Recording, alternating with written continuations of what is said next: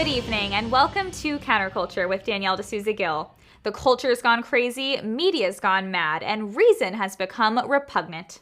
Here, we focus on facts and how to fight back. Tonight, we'll be discussing New York. That's right, the city, but also the state. We are going to dive right into our interview today. I'm delighted to welcome our guest today, Andrew Giuliani. Andrew Giuliani is an American political advisor. He served as special assistant to President Trump and the associate director of the Office of Public Liaison. He is a Newsmax contributor and is also running to be the next governor of New York. Andrew, I'm so glad to have you here. Danielle, thank you very much for having me. It's great to be on with you, and I'm looking forward to getting into it tonight. Oh, of course. Well, I'm so delighted. I always love when I have a guest in person. But I wanted to start by asking you to tell us a little bit about what it was like for you growing up, of course, with such an amazing dad, America's mayor, Rudy Giuliani, and also just how you became interested in politics. Well, I think growing up in politics is something that, if you'll take something from The Godfather 3, which is not normally one of the most quotable Godfathers, it's just when you think you're out, they pull you back in. Yeah. It was, what I grew up with. It's what I grew up with at the kitchen table, every single breakfast and every single dinner. And to see what my father was able to do for New York City. Unfortunately, what we've seen in New York City over the previous 8 years with the now former Mayor de Blasio. It's so nice to say former Mayor de Blasio. But really looking at my time growing up as a young man, watching what my father's administration was able to do in New York City inspired me to get involved in public service. I mean, that's really what I would say is the gold standard of public service. When you have at the right time, you're in the right place, and you have the right leadership, and you're willing to actually see the type of change that really can have a positive effect from a public policy standpoint on people's lives. And that's what New York was in the 90s. I really think that's what New York can be in the 2020s. Yeah. Take me a little bit back to what New York was like when you were a kid. Was that kind of when New York was seeing a lot of crime and then you saw your dad come in and really fix a lot of that? And did you see the change when you were growing up? Did you see like, wow, Dad, this looks so different, now that you're here doing this? What was kind of your reaction when you were younger? Yeah, well, I would say I remember really my first kind of memories of New York were, I would say, the Dinkins years. I remember a little bit my father's first campaign in '89 when he lost close to Dinkins. But then you had 3 years in a row in New York where you had over 2,000 murders a year. For perspective, now, this last year you had close to 500 murders a year in New York. So it was significantly worse than it even was today in New York. But for me, what you could see very early on in my father's administration, the changes that were made from the top. This idea that we are going to get our quality of life back. We are not going to tolerate being a city of chaos. Unfortunately, that's kind of what we've started to devolve into again in New York. We're not where we were, but we're going down the wrong path. That's what inspired me to take up this fight and run for governor.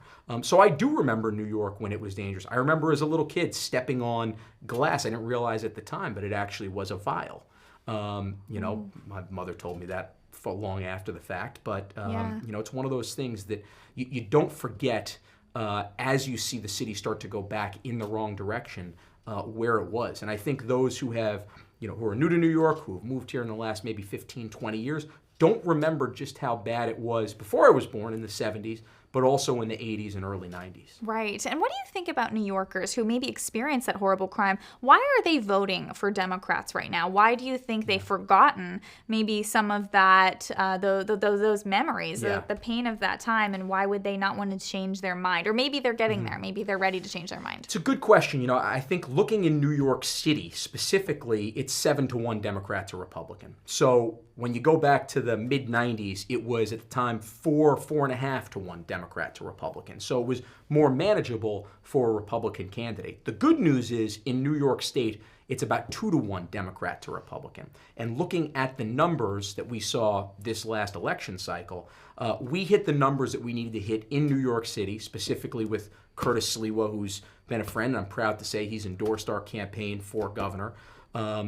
Specifically, what he was able to do in New York City is something that a Republican candidate has not done in a few different election cycles in there. You need to win at least 30% of New York City in order to carry the state. Curtis was right there in doing that. Plus, we saw really good numbers in Nassau County, Suffolk County, Erie County by Buffalo, outside of Albany. So for us, the demographics are different in New York State than New York City. Thank goodness. Yes. I am hopeful, though, as much as I've supported Curtis and as much as I love Curtis, I'm hopeful that our new mayor, Adams, is at least able to be a little bit more of a moderate force and at least looks at his legacy and says, hey, if I don't get crime under control in New York City, then it's going to be trouble. I think too, New York just has such a fascinating history. There's so much here. But tell me a little bit about New York State and what you think about Hochul, who's in office right now. How is she doing so far? Well, if you thought Andrew Cuomo was owned by the left, then Kathy Hochul has gone further left than he has faster. Whether it's the mandates, looking at the slate of bills that the State Assembly and the State Senate are proposing when they get back into session, which is going to be, I think, any day now. I think it's this week, as a matter of fact. It's radical. And unfortunately, she's continued to push our state further and further left. I would even say that she has gone further left than Andrew Cuomo and is kind of more owned by the leftists in the Democratic Party. If you look at what she's done from a mandate perspective, what we've continued to see from a crime perspective all across our state. You know, one of the things, we focus on New York City a lot. And of course, it's the center of the world. You understand that. But Rochester had the highest murder rate in recorded history. Wow. Buffalo had one of the highest violent crime rates in recorded history. Albany was up to one of the highest in 25 years or so. So this is all across the state. It's not just in New York City. It's not just in New York City. What any successful governor needs to do, they need to repeal the disastrous law called bail reform on day one. And on day one of my administration, that goes right in the trash bin.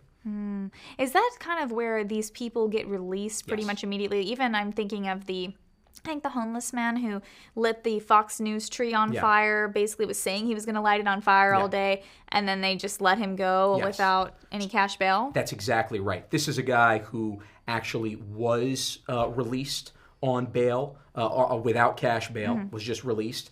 And after he lit that tree on fire, they released him again. So it is a revolving door. And in talking to many of the police officers around the state, you can see that this is not just an urban issue. This is happening in rural areas as well. Certainly where it's more dense a population, you're seeing more and more violent crimes more frequently. But it's really killing the morale of our police officers. And what it's doing is it's the opposite of the broken windows idea. Broken windows was something that my father implemented early on in the 90s in New York. And it wasn't his original idea. It was a guy named James Wilson who came up with the idea.